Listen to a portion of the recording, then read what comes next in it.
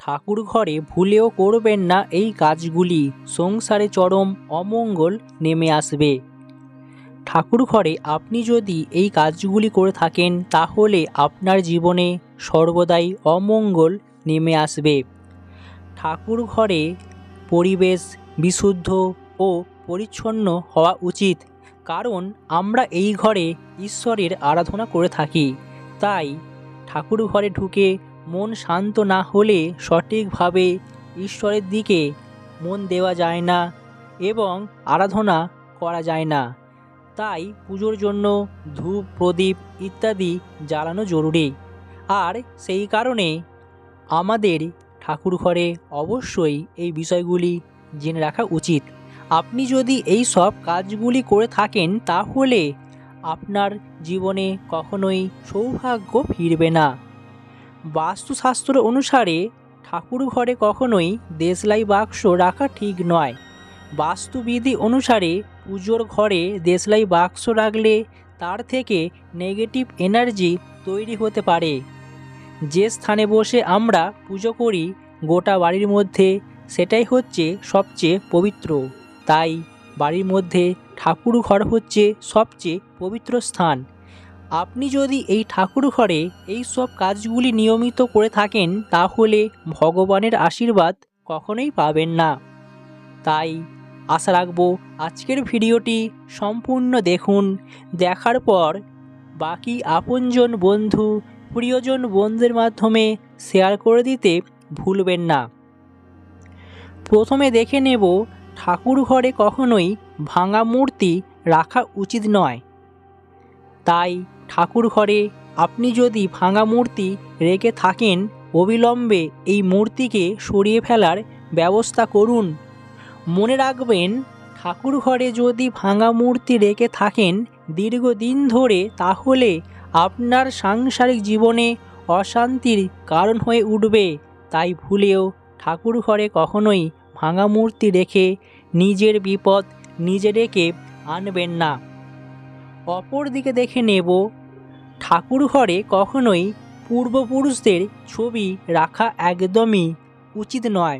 তাই আপনি যদি আপনার ঠাকুর ঘরে এই ছবি রেখে থাকেন এক্ষুনি সরিয়ে ফেলুন, নচেত আপনার জীবনে অমঙ্গল নেমে আসবে।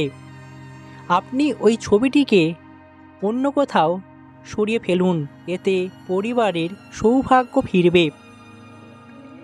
উত্তর দিক কিংবা পূর্ব দিকে ঠাকুর ঘর করা উচিত।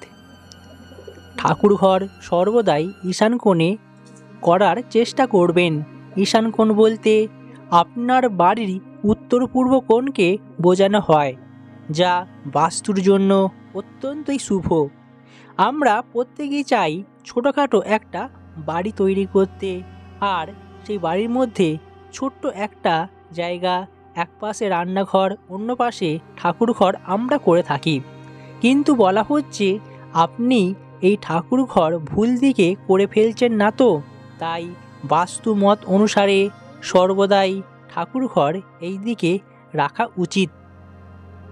অপর দিকে দেখে নেব ঠাকুর ঘরে একাধিক মূর্তি বা ছবি রাখবেন না। অনেক ক্ষেত্রে দেখা যায় যে কি অনেকেই ঠাকুর ঘরে একাধিক মূর্তি রেখে থাকেন, এটা রাখা একদমই অনুচিত। তাই অবশ্যই আপনাদের এই বিষয়গুলিকে সর্বদাই খেয়াল রাখতে হবে। বাস্তু মত অনুযায়ী ভুলেও সিঁড়ির নিচে ঠাকুর ঘর তৈরি করবেন না। এর পাশাপাশি শৌচালয়ের পাশেও ঠাকুর ঘর একদমই করা অনুচিত। এই বিষয়গুলি সর্বদাই আপনাদের খেয়াল রাখতে হবে।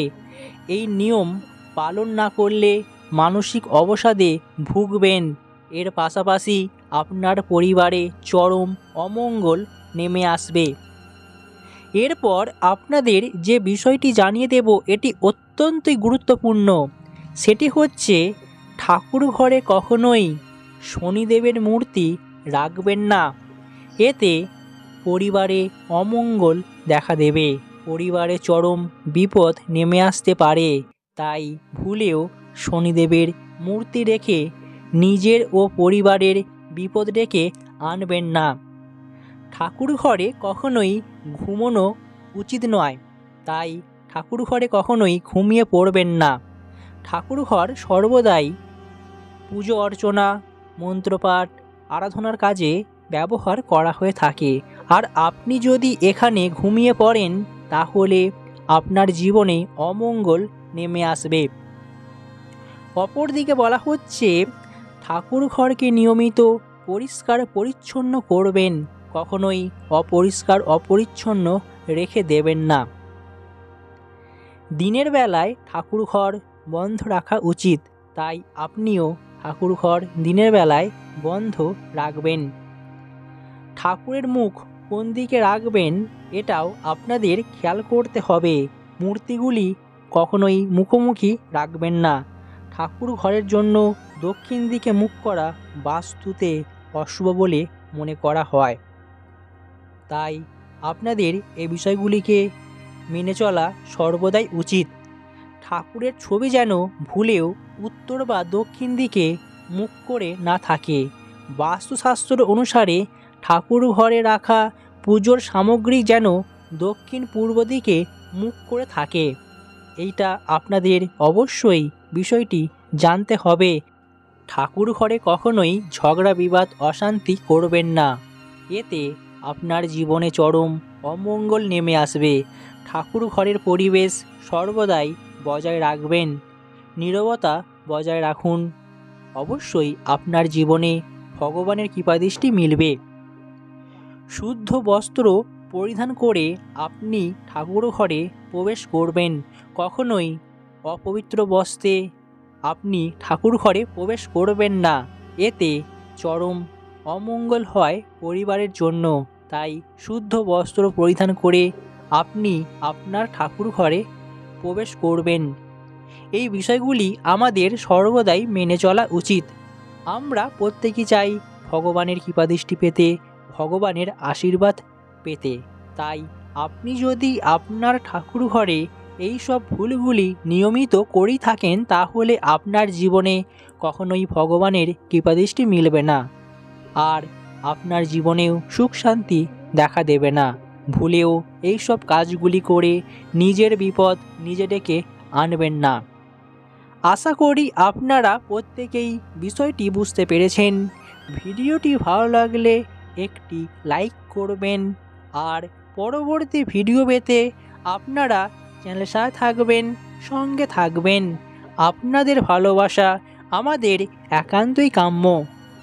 আর আপনার ঠাকুর ঘরটি কোন দিকে অবস্থিত সেটিও নিচের কমেন্ট বক্সে কমেন্ট করে জানিয়ে দেবেন।